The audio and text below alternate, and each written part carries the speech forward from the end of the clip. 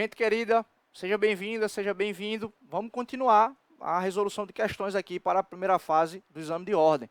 A ideia é ter o máximo de conteúdo possível aqui à disposição, né, gratuitamente no canal, para que você possa estudar, para que você possa revisar, para que você possa melhor se preparar para, notadamente, a primeira fase do exame de ordem, mas em outros objetivos, se o conteúdo que a gente está tratando aqui ajudar, eu com certeza ficarei muito feliz. Tá? Não esquece aí aquele recado básico, curte, compartilha aqui o vídeo, envia para algum amigo, para alguma amiga que esteja estudando, né?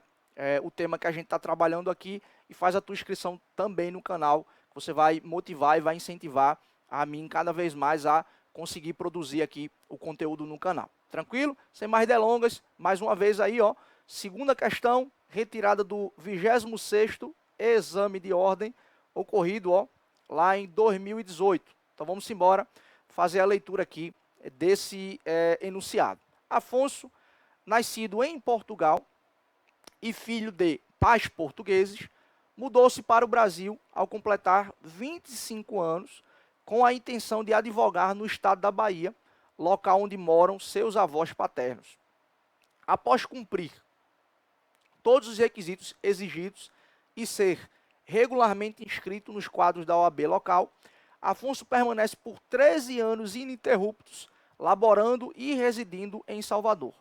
Com base na hipótese narrada, sobre os direitos políticos e de nacionalidade de Afonso, assinale a afirmativa correta. Vejam, o enunciado aqui, né, está tratando, muito provavelmente, e eu vou ler com vocês, obviamente, tá? Está tratando aqui sobre hipóteses de naturalização. Quais são as hipóteses aqui para a gente visualizar a naturalização de um estrangeiro? Eu vou falar sobre uma peculiaridade do nosso sistema, tá? Que é a questão do português equiparado.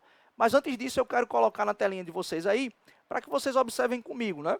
Quem são os naturalizados aqui no nosso sistema, né? Como é possível obter a condição de nacional, né, brasileiro, e, portanto, se naturalizar.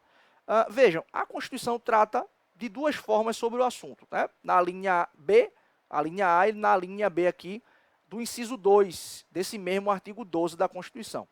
Ela impõe um requisito para quem é originário de países de língua portuguesa, Moçambique, Angola, Guiné-Bissau, Portugal, por exemplo, né? Então, ela impõe aqui um requisito, e para os estrangeiros aqui, tá? Para os estrangeiros de outras nacionalidades, a Constituição também impõe outros requisitos. Então, vamos embora fazer a leitura do texto constitucional.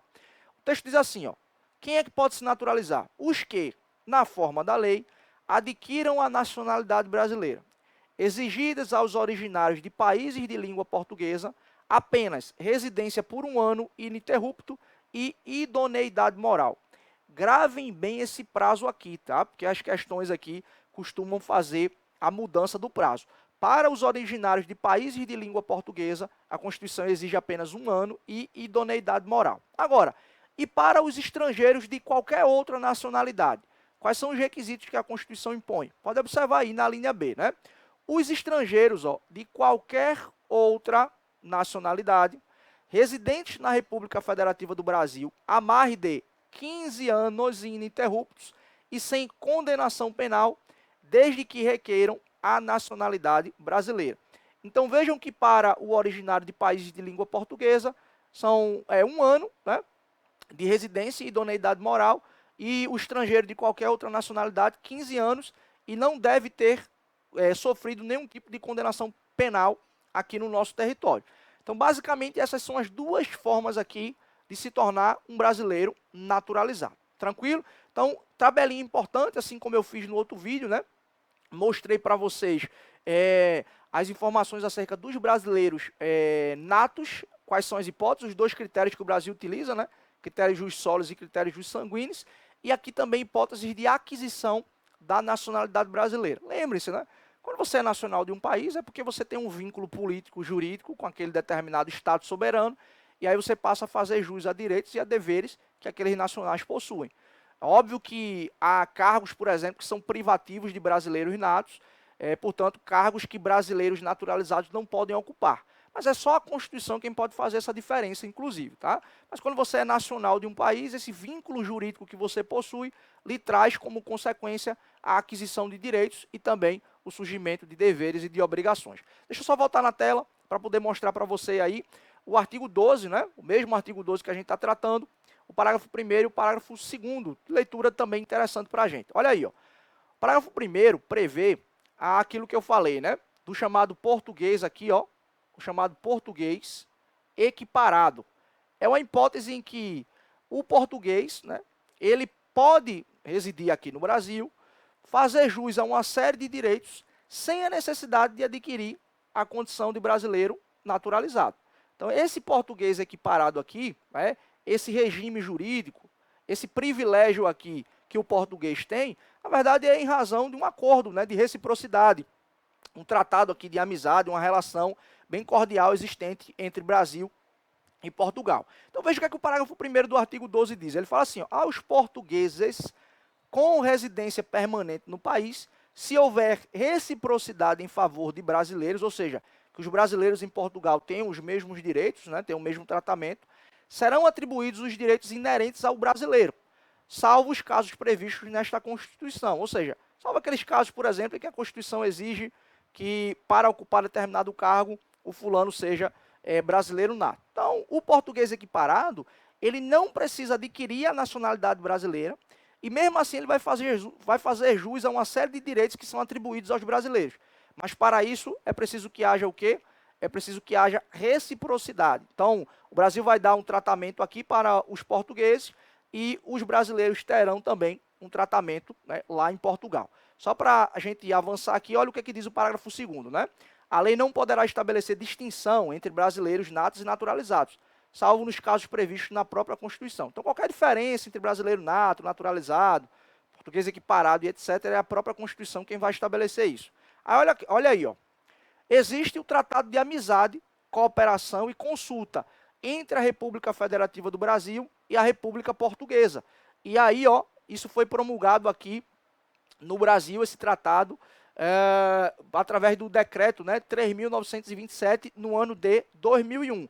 Então, o artigo 17, né, desse tratado, ele diz assim, ó, o gozo de direitos políticos por brasileiro em Portugal e por portugueses no Brasil só será reconhecido aos que tiverem 3 anos de residência habitual e depende de requerimento à autoridade competente. Então, a verdade aqui, tá, não vamos entrar em muitos detalhes sobre esse tratado internacional, que não é o objeto específico da nossa exposição, né, dos nossos comentários aqui, mas a verdade é que existe um acordo de reciprocidade Brasil e Portugal, em que os portugueses terão, né, alguns direitos aqui no nosso território, sem a necessidade de adquirir a nacionalidade brasileira. Então veja que a gente tem, né, o brasileiro nato, o brasileiro naturalizado e o português equiparado, que vai fazer jus dentro do nosso território, mas não necessariamente adquirirá a nacionalidade brasileira, tá? Geralmente, quando a gente está falando sobre isso aqui, algumas alunas e alguns alunos perguntam também dos refugiados, né? Os refugiados, né, aqueles que precisam abandonar o seu país de origem em razão de uma perseguição étnica, em razão de uma perseguição religiosa, em razão de uma catástrofe natural, em razão de uma guerra e etc., ao entrar no nosso território, o Estado brasileiro, inclusive porque tem compromissos no plano internacional, né, com a proteção de direitos humanos, tem que oferecer políticas públicas específicas para a garantia de direitos, né, a esse grupo aí que precisa do apoio do Estado brasileiro. Então, o que a gente está discutindo aqui é aquele que tem o vínculo político, jurídico com o país, né, o nato, o naturalizado, e excepcionalmente a condição do português equiparado.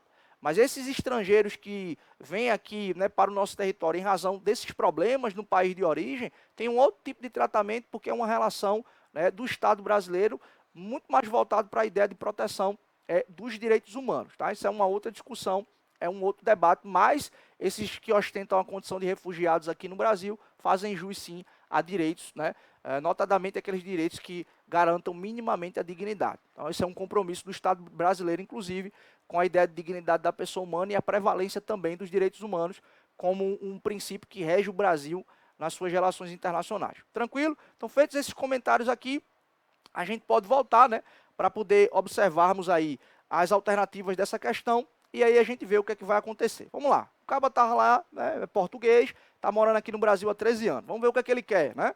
Letra A diz assim: Afonso somente poderá se tornar cidadão brasileiro quando completar 15 anos ininterruptos de residência no nosso país, devendo ainda demonstrar que não sofreu qualquer condenação penal e requerer a nacionalidade brasileira. Né? Como ele é o quê? Originário de país de língua portuguesa, o que é que vai acontecer aqui, pessoal? Ele não precisa de 15 anos. O originário de país de língua portuguesa é 1 ano de residência ininterrupta. Tá? Letra B. Uma vez comprovada sua idoneidade moral, Afonso poderá, na forma da lei, adquirir a qualidade de brasileiro naturalizado e, nessa condição, desde que preenchidos os demais pressupostos legais, candidatar-se ao cargo de prefeito da cidade de Salvador. Veja bem, uma vez comprovada sua idoneidade moral, Afonso poderá, na forma da lei, adquirir a qualidade de brasileiro naturalizado e, nessa condição, desde que preenchidos os demais pressupostos legais, candidatar-se ao cargo de prefeito da cidade de Salvador. Veja, ele já tem 13 anos aqui, então bastava ele ter 1 ano, então o lapso temporal ele já preenche. Então ele precisa aqui demonstrar também idoneidade moral. O cargo de prefeito é um cargo privativo de brasileiro nato? Não. Então, em tese, ele poderia ocupar esse cargo, se candidatar e ser eleito. Tá? Então, em princípio, letra B aqui é a nossa resposta. Vamos ver o que a gente encontra de errado nas demais alternativas. Afonso poderá se naturalizar brasileiro, caso demonstre ser moralmente idôneo, mas não poderá alistar-se como eleitor ou exercer qualquer dos direitos políticos elencados na Constituição da República Federativa do Brasil. Aí não, né? Quando o artigo 14, parágrafo 3º, fala da nacionalidade brasileira como condição de elegibilidade, ele não faz referência ao brasileiro nato ou naturalizado. Então não tem problema. É óbvio que tem alguns cargos aí que são privativos de brasileiros natos, ok? E aí vamos para a letra D. Afonso, por ser originário de país de língua portuguesa, adquirirá a qualidade de brasileiro nato ao demonstrar na forma da lei residência ininterrupta por 1 ano em solo pátrio e idoneidade moral. Não, né? Não é brasileiro nato. Ele, se preenchendo esses requisitos aqui, ele vai ser brasileiro, naturalizado. Tranquilo?